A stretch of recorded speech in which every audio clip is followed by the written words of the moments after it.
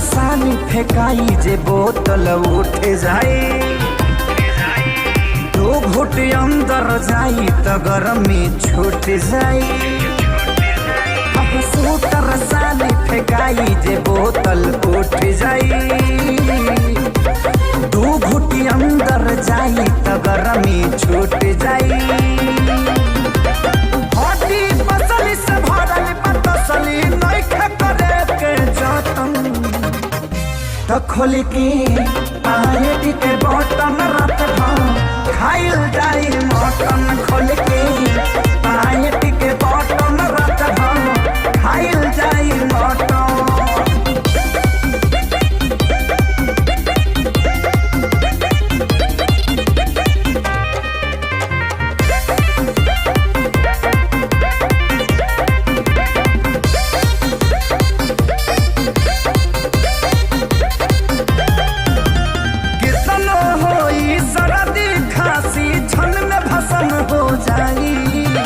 नरम मीट के गरम करे भी जबली बरवा पाई भाई, जबली बरवा पाई भाई, जबली बरवा पाई। कितनो होई सर्दी खांसी छन में भस्म हो जाई, नरम मीट के गरम करे भी जबली बरवा पाई भाई, जबली बरवा पाई।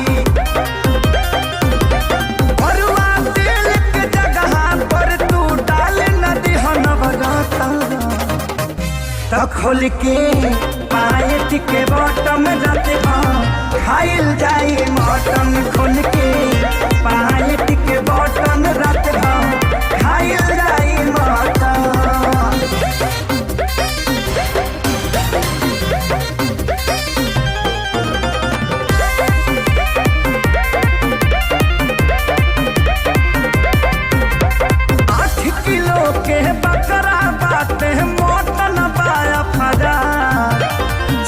किलो तो खींचली है श्याम देहाती आजाद।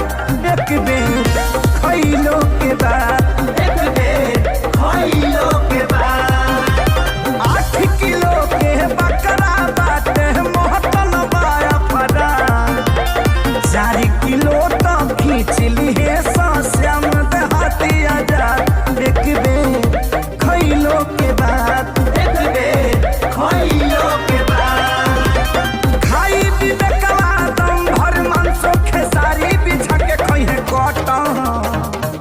तो खोल के पायट के बटन जाते खाइल जाई मटन। खोल के पायट के बटन जाते खाइल जाई मटन। पैट खुला तले के मुंह से खाई के बाबू। विकास भैया लील गए लेग पीस।